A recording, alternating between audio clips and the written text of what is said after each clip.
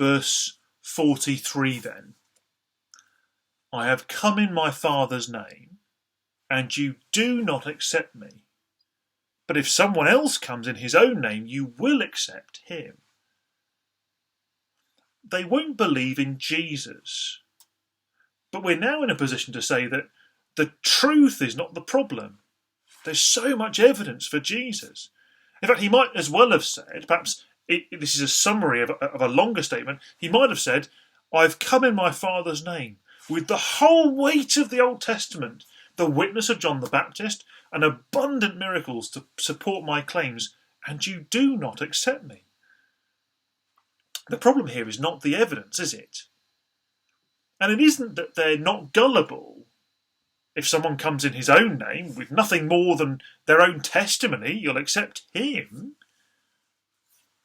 What is it then that can make rational, grown men reject all the evidence of Jesus and at the same time swallow any old nonsense which has far less evidence to support it? It's an important question, isn't it? Because isn't that what we find in the world today? A great deal of mocking rejection of Jesus by people who then cling to far less plausible belief systems. What's the root of the decision to reject Jesus? Well, look at verse 44. Jesus says, it's impossible for them to believe. Why? Because they accept glory from one another, but do not seek the glory that comes from the only God.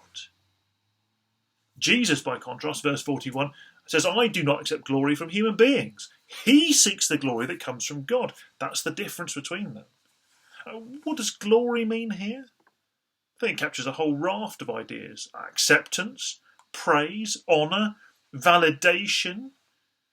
We build our identity by belonging to a group. Our self-worth comes from the praise of others in the group or praise from outside the group of the group.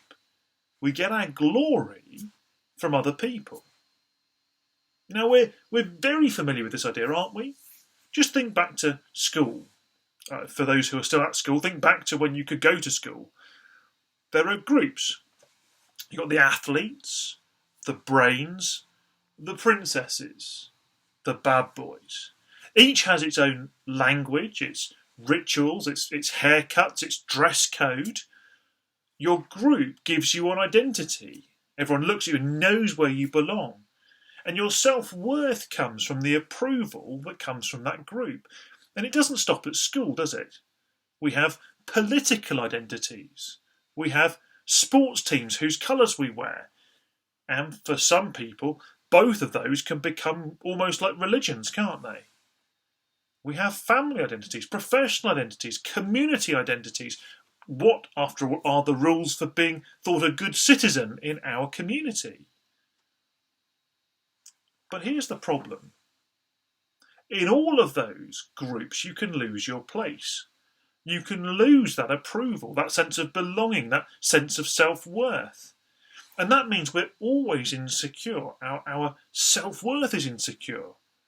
We have to constantly prove that we're in by towing the party line, by using the right language. Think about how quickly people can lose their positions. We've seen, haven't we, just recently, statues being torn down. People who were heroes in their community at one point in the past, who are now toppled and thrown into the river because of some past indiscretion that was acceptable then, but is totally beyond the pale now. But that actually really hides how quickly this can turn around if we fall foul of the guardians of approval. We've seen in the last year Germaine Greer, who in the 1970s was a leading radical feminist thinker, being cancelled for not being radical enough with regard to transgender. Similarly, J.K. Rowling, a cherished member of the liberal elite, dares to suggest that trans women might not be women in the same way as biological women, and she is Twitter shamed before she could even catch a breath. Things people said and did years ago, which were perfectly acceptable back then, are dredged up off Twitter and Facebook, and they can suddenly lose their job because the words they used then are no longer acceptable. And here's the point, you see, of all those illustrations. If you seek glory from people, then your approval is always conditional. One misspoken word and you're gone. Your self-worth and your identity are left in tatters, and it is incredibly destructive. See, if we seek glory from people, then we'll always do whatever it takes, anything it takes to keep their praise. We'll ignore the evidence for Jesus. We don't want to know. We'll happily believe lies instead if that keeps us in. The truth doesn't matter anymore. Have you noticed that? Only the approval of the crowd matters.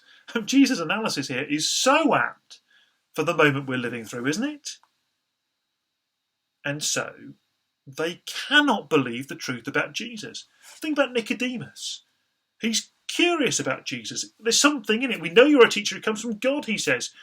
But he comes at night and he comes in private because he doesn't want his peer group to know that he's taking Jesus seriously. I wonder, have you ever felt like that?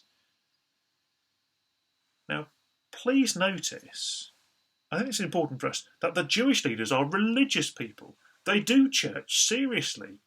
They've learned the Bible off by heart. That's because they get their approval, not from God, but from religious people.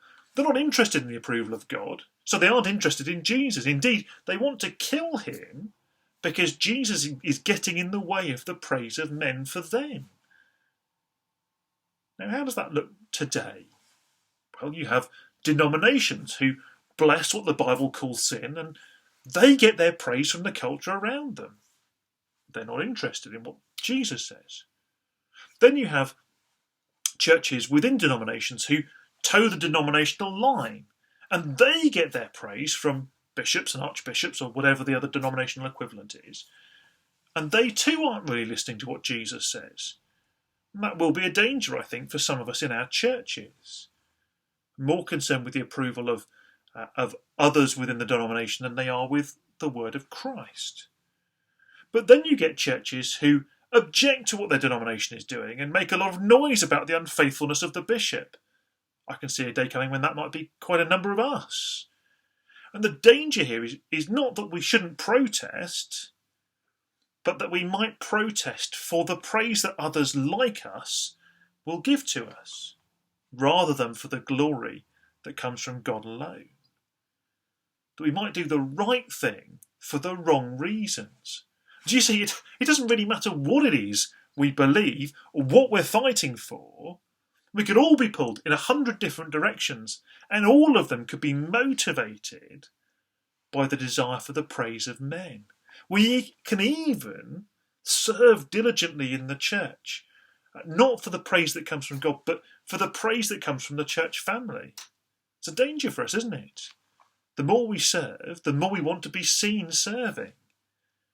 Brothers and sisters, do you see the temptation is everywhere, even inside a gospel church? It's incredibly dangerous, because in every case it will lead us to stop listening to the voice of Jesus, even if we show a love for the Bible, as no doubt these Jewish leaders did.